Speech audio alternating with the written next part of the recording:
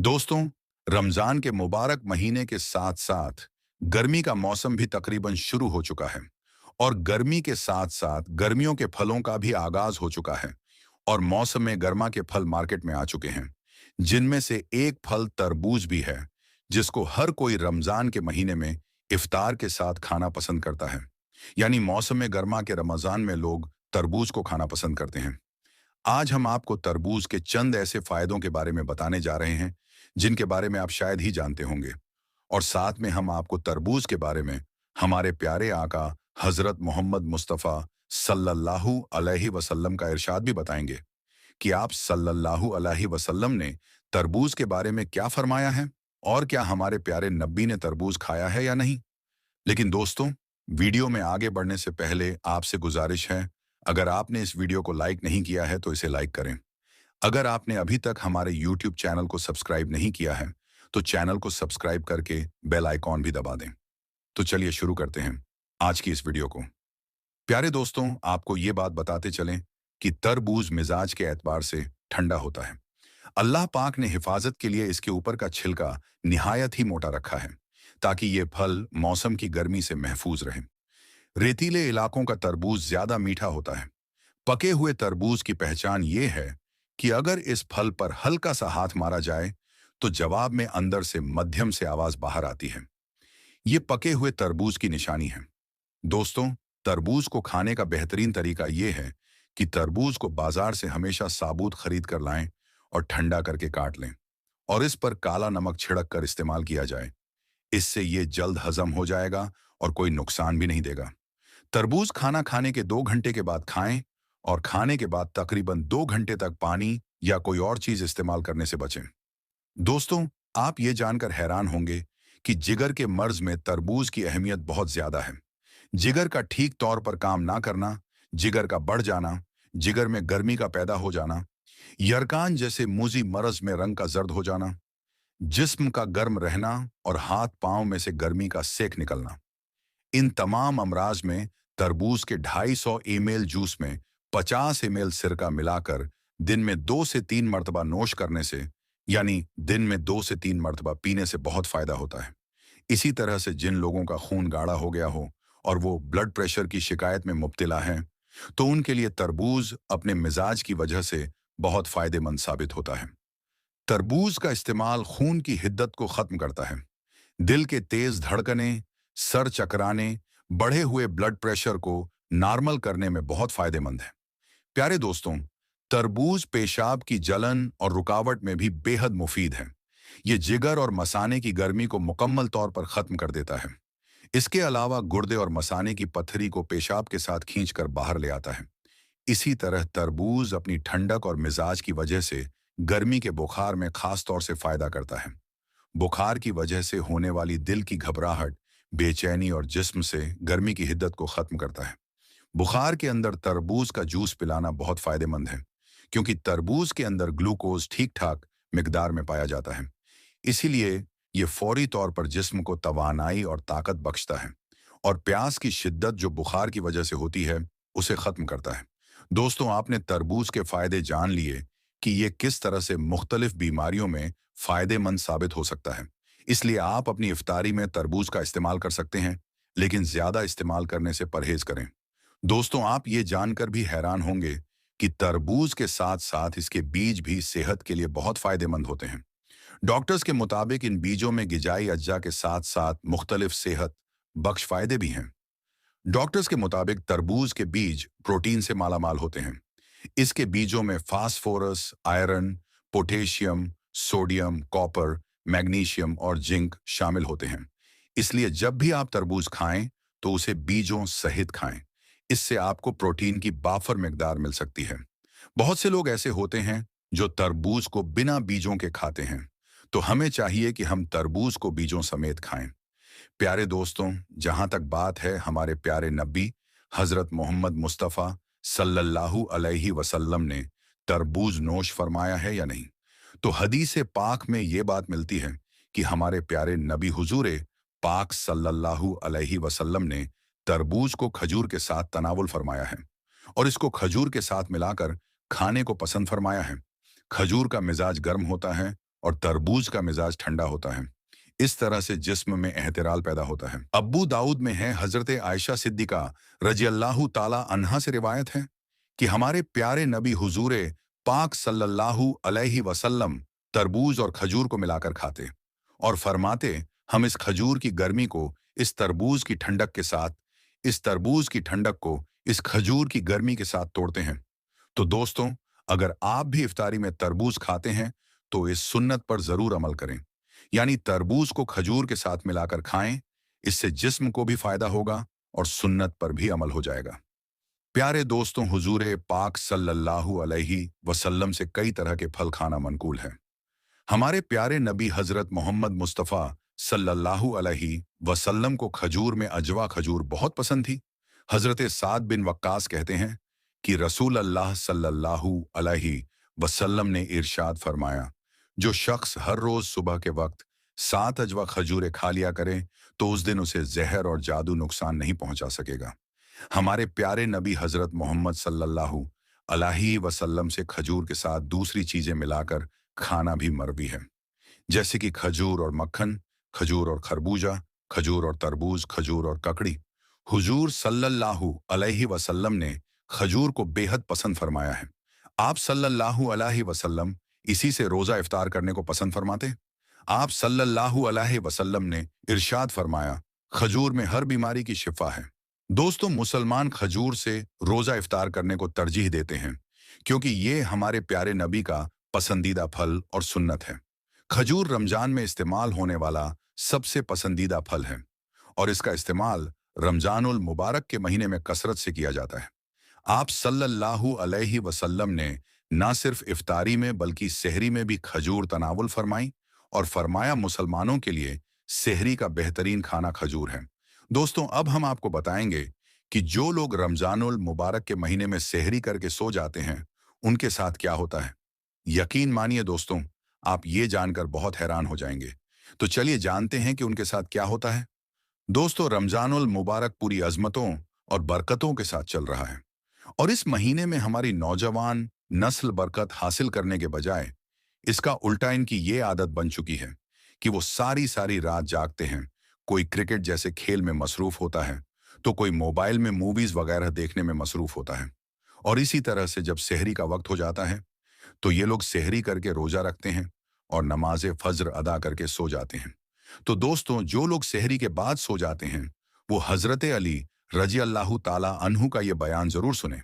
हजरत आयशा रजी अल्लाह ताला अन्हा का ये मशहूर रिवायत है कि जब मुअज्जिन फजर की अजान देकर खामोश हो जाता और सूरज तुल्लू हो जाता, यानी कि सूरज की रोशनी फैलने लगती, तो आप सल्लल्लाहु अलैहि वसल्लम खड़े हो जाते और 2 रकात फजर की सुन्नत अदा करते। उसके बाद अपनी दाहिनी करवट पर लेट जाते। यहां तक कि मुअज्जिन इकामत कहने की इजाजत हासिल करने के लिए आप सल्लल्लाहु अलैहि वसल्लम के पास आते तो आप सल्लल्लाहु अलैहि वसल्लम नमाज पढ़ने के लिए मस्जिद में तशरीफ ले जाते। हजरत उस्मान रजी अल्लाह ताला अन्हु से मरवी है कि आप सल्लल्लाहु अलैहि वसल्लम ने फरमाया कि फजर की नमाज के बाद सूरज निकलने तक जिक्र खुदा में लगे रहने से रिज्क में बरकत होती है। हजरत फातिमा रजी अल्लाह ताला अन्हा बयान करती है कि मैं सुबह के वक्त सोई हुई थी कि नबी करीम सल्लल्लाहु अलैहि वसल्लम मेरे पास से गुजरे तो आप सल्लल्लाहु अलैहि वसल्लम मुझे पांव से हिलाए और फरमाया, बेटी उठो और अपने रब की तरफ से रिज्क की तकसीम में शामिल हो जाओ और लापरवाह लोगों की आदत ना अपनाओ। अल्लाह ताला सुबह सादिक से लेकर सूरज निकलने तक लोगों का रिज्क तकसीम करता है। हजरत अनस बिन मालिक रजी अल्लाह ताला अन्हु से रिवायत है कि रिज्क हासिल करने के लिए सुबह सादिक से लेकर सूरज निकलने तक मत सोया करो। हजरत अनस रजी अल्लाह ताला अन्हु से इसकी वजह पूछी गई तो फरमाया, उस वक्त 70 मरतबा तस्बीह इस्तगफार करने से रोजी में बरकत होती है। हजरत अली रजी अल्लाह ताला अन्हु की जमीन की सतह पर किए जाने वाले 3 काम की वजह से जमीन अपनी तकलीफ का इजहार करती है। नंबर 1, किसी का नाहक खून बहाने से। नंबर 2, वो गुस्ल जो जिना जैसे बुरे काम के बाद किया जाता है। नंबर 3, सूरज निकलने से पहले सोने से। हजरत अब्बू वैल फरमाते हैं, हम सुबह की नमाज पढ़ने के बाद हजरत अब्दुल्लाह बिन मसूद रजी अल्लाह ताला अन्हु की तरफ गए। दरवाजे से सलाम किया तो उन्होंने हमें इजाजत दे दी, मगर हम थोड़ी देर दरवाजे के पास ठहरे रहे तो वहां एक बांधी आई और उसने कहा, तुम अंदर क्यों नहीं दाखिल हो रहे हो? फिर हम अंदर दाखिल हुए तो देखा हजरत अब्दुल्लाह बैठे तस्बीह कर रहे हैं। उन्होंने फरमाया, तुम्हें किस चीज ने अंदर आने से रोका है जबकि तुम्हें इजाजत दे दी गई थी? तो हमने कहा, हजरत कोई बात नहीं है, सिवाय इसके कि हमने ख्याल किया कि शायद घर वालों में से कोई सो रहा हो। इस पर हजरत अब्दुल्लाह ने फरमाया, तुमने इब्ने उम्मे आदम के घर वालों के बारे में गफलत का गुमान किया। रावी कहते हैं, फिर हजरत अब्दुल्लाह ने तस्बीह पढ़ना शुरू कर दी। यहां तक ख्याल हुआ कि सूरज निकल गया है। तो बांदी से फरमाया, देखो क्या सूरज निकल आया है। बहुत से रिवायत में है कि अल्लाह पाक सुबह सादिक से लेकर सूरज निकलने तक मखलूक के लिए रिस्क तकसीम करता है। यानी वो लोग जो इस पूरे वक्त में गाफिल रहते हैं, यानी कि सोए रहते हैं, तो रिस्क की बरकत से महरूम हो जाते हैं। और इस हदीस से मालूम होता है कि सुबह सादिक से लेकर सूरज निकलने तक रिस्क की तकसीम होती है और इस वक्त सोना लापरवाह लोगों का रवैया है। नबी करीम सल्लल्लाहु अलैहि वसल्लम और सहाबा इकराम रज़ियल्लाहु ताला अन्हु का तरीका ये था कि जब फज्र की नमाज पढ़ लेते तो सूरज निकलने तक अपनी जगह पर बैठे ही रहते और जिक्र अस्कार में लगे रहते थे। उस वक्त जिक्र इलाही में मसरूफ रहने से रिस्क में बरकत होती है और हमारे मुआशरे में रातों को जागना ट्रेंड बना लिया गया है। नौजवान नस्ल रात को 3-3 4-4 बजे तक जागती रहती है और फेसबुक, इंस्टाग्राम, व्हाट्सएप वगैरह पर अपना वक्त जाया करते रहते हैं और इस तरह से उनकी सुबह की नमाज भी कज़ा हो जाती है और ये दोपहर में 12 से 1 बजे तक सोते रहते हैं और उनके घर में कोई ऐसा फर्द नहीं होता जो उन्हें ऐसा काम करने से रोके। हम आज की वीडियो में आपको ये भी बताएंगे कि ऐसे नौजवान के बारे में हजरत अली रजी अल्लाह ताला अन्हु ने क्या इरशाद फरमाया है और उनकी किस्मत में क्या कुछ लिख दिया जाता है जो ऐसे हालत की लपेट में आ चुके हैं। हजरत अब्दुल्लाह इब्ने अब्बास रजी अल्लाह ताला अन्हु से मरवी है कि जो भी इंसान सुबह के वक्त सोया रहता है तो इस अमल को इस्लाम ने सख्त नापसंद करार दिया है और दोपहर के अलावा किसी भी और वक्त में मत सोया करो, जिसे कैलुल्लाह कहा जाता है और इसे दोपहर के वक्त ही अदा किया जाता है और हमारे प्यारे नबी सल्लल्लाहु अलैहि वसल्लम भी ऐसा किया करते थे। कैलुल्लाह वो नहीं कि इंसान पेट भरकर खाना खाकर सो जाए। कैलुल्लाह से मुराद वो अमल है जिसमें आपने खाना खाया है या नहीं, बस थोड़ी देर दोपहर के वक्त आराम कर लेना ताकि जो आपका बाकी का दिन है वो सही सलामत गुजरे और दिन के बाकी हिस्से में आप अपने अच्छे कामों को अच्छी तरह से कर सकें। हजरत अली रजी अल्लाह ताला अन्हु बयान करते हैं कि मैंने अल्लाह के नबी सल्लल्लाहु अलैहि वसल्लम से सुना था कि खाना खाकर फौरन ना सोया करो, क्योंकि ऐसा करने से इंसान के दिल में भी सख्ती आ जाती है। और आज की तारीख में ये बात इस हद तक गहराई में पहुंच चुकी है कि यहाँ पर डॉक्टर का भी यही कहना है कि अगर इंसान खाना खाकर फौरन सो जाता है तो वो दिल के अर्जे में मुब्तला हो जाता है। और यही बात आज से 1400 साल पहले हमारे प्यारे आका सल्लल्लाहु अलैहि वसल्लम ने इरशाद फरमाया था। प्यारे दोस्तों, अब चलते हैं हजरत अली रजल्लाहु ताला अन्हु की इरशाद की तरफ। हजरत अली रजल्लाहु ताला अन्हु ने फरमाया था कि जब हजरत अली रजल्लाहु ताला अन्हु की खिदमत में एक शख्स हाजिर हुआ और अर्ज करने लगा, या अली, सुबह सवेरे तक जो शख्स सोया रहता है तो उसकी किस्मत में क्या कुछ लिख दिया जाता है? तो हजरत अली रज़ियल्लाहु ताला अन्हु ने जवाब दिया कि ए अल्लाह के बंदे, मैंने अल्लाह के नबी सल्लल्लाहु अलैहि वसल्लम से सुना है कि जो भी शख्स सुबह के वक्त सोया रहता है तो उसकी फज्र की नमाज कज़ा हो जाती है या फिर वो फज्र की नमाज अदा करके सो जाता है।